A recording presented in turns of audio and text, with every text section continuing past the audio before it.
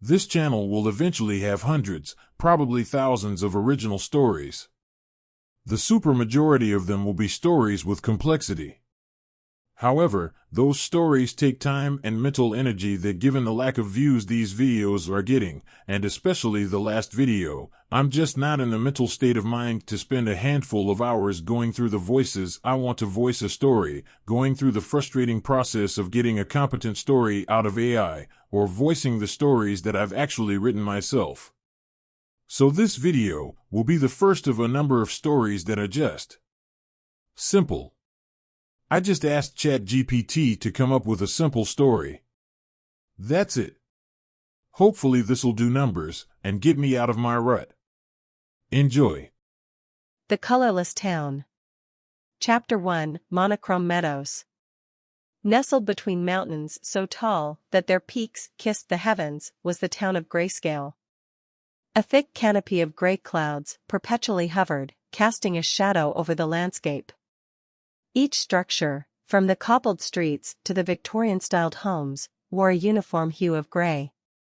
The only variants were the stark black and the piercing white that occasionally peppered the town. The river that flowed through was a silver ribbon, winding its way with a silent, shimmering grace. The residents of Grayscale, having never known any different, found a comforting rhythm in the monotonous palette.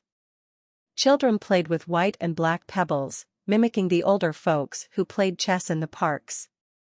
Gardens were devoid of flowers, having only shades of gray grass and bushes.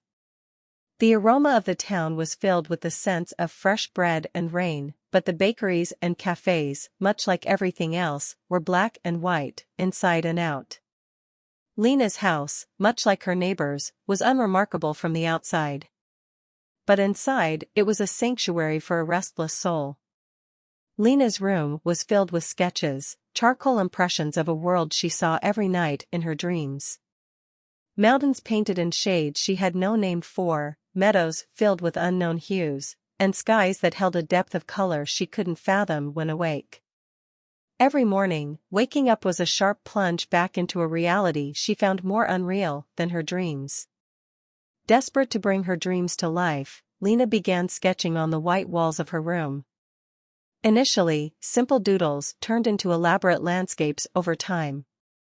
She would grind different shades of gray stones, mixing them with water, trying to capture the essence of her dreams. Sometimes, the early morning sun would cast a faint prism through the water droplets on her window, giving her a fleeting glimpse of something magical, something beyond the grayscale.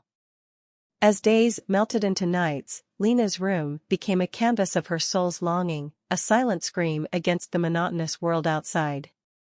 Yet, the spectrum remained stubbornly between black and white, an echo of the colorless world beyond her dreams. But Lina, with hope as her compass, was on the precipice of change, unaware that soon, her world would never be the same. Chapter 2, The First Bloom.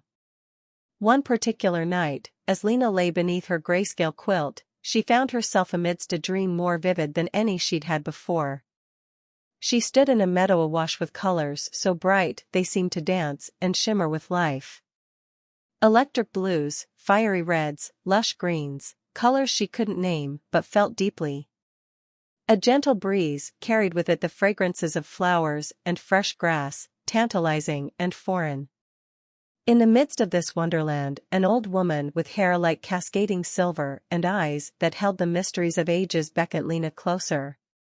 Her robes flowed around her like a living tapestry, constantly shifting and changing colors. With a smile that radiated warmth, she handed Lina a paintbrush unlike any she had ever seen. It pulsed with a life of its own, the bristles saturated with a radiant blue hue that dripped onto the verdant grass, immediately giving birth to azure bluebells. Lina awoke with a start, the emotions of the dream still coursing through her veins. And to her astonishment, clutched tightly in her hand was the paintbrush from her dream, still dripping with that otherworldly blue. Heart racing, Lina approached her room's wall. With a trembling hand, she allowed the brush to touch the grayscale canvas she had painted over the years. As the brush moved, the wall erupted in vibrant blues, the color spreading and swirling, more alive than any paint should be. Encouraged by this newfound magic, Lina decided to paint a sunflower beside her window, a symbol of hope and warmth she'd seen in one of her dreams. As the radiant yellow petals and deep brown center came to life, the room seemed to glow, casting away the perpetual grayness. Word of Lina's miraculous artwork spread like wildfire. Curious neighbors, initially skeptical, would peer into her window and gasp in awe at the spectacle. Children would stand transfixed, their eyes wide in wonder, trying to comprehend the explosion of colors. Days turned into weeks, and every spare moment Lina had was spent painting. She transformed her home first. The once black bricks became a canvas for roses, violets, and daisies. The white window panes were adorned with hummingbirds and butterflies, each flap of their wings seemingly bringing them to life. But Lina didn't stop at her home. Compelled by an inexplainable urge and the hope of transforming Grayscale, she ventured out into the town. The once somber park bench now bore the image of a peacock, its plume a riot of colors. The silver river soon had painted fishes, playfully jumping out, splashing colors on the riverbank. As Grayscale began its gradual transformation, so did its people. A slow but sure awakening was on the horizon, and it all began with a dreamer's brushstroke. Chapter 3: Awakening.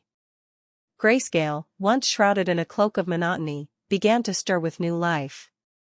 The once quiet streets echoed with whispered conversations and the patter of children's feet as they ran from mural to mural, their eyes widening with each new discovery.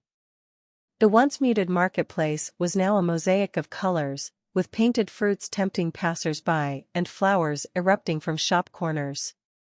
But it wasn't just Lina's paintings that transformed the town. Nature itself seemed to respond. Where Lina painted a tree with crimson leaves, real trees nearby began sprouting leaves of a similar hue. Gardens that had only ever known gray grass began sprouting flowers in vibrant oranges, purples, and reds. The silver river reflected the blues of the painted sky, shimmering with new brilliance. The people of Grayscale were experiencing their own rebirth. The elderly, who had lived their lives in Grayscale, found joy in the color. They began wearing colored clothes, discarding their gray garbs. Bakeries started producing pastries and cakes with colorful icings and fillings, inspired by the hues around them. Young couples sat by the painted riverbanks, watching as real fish, now vibrant and colorful, swam alongside their painted counterparts. Children tried their hands at painting, creating their own colorful masterpieces on any blank wall they could find, encouraged by Lina's revolution. But it was the evening skies that held the most profound change. The eternal gray canopy started giving way to breathtaking sunsets. Hues of pink, orange, and violet danced amidst the clouds, casting Grayscale in a magical twilight glow. At night, the skies deepened to a rich navy, dotted with twinkling stars and the luminous glow of the moon. Lina, seeing her town and its people flourish, felt a profound sense of fulfillment.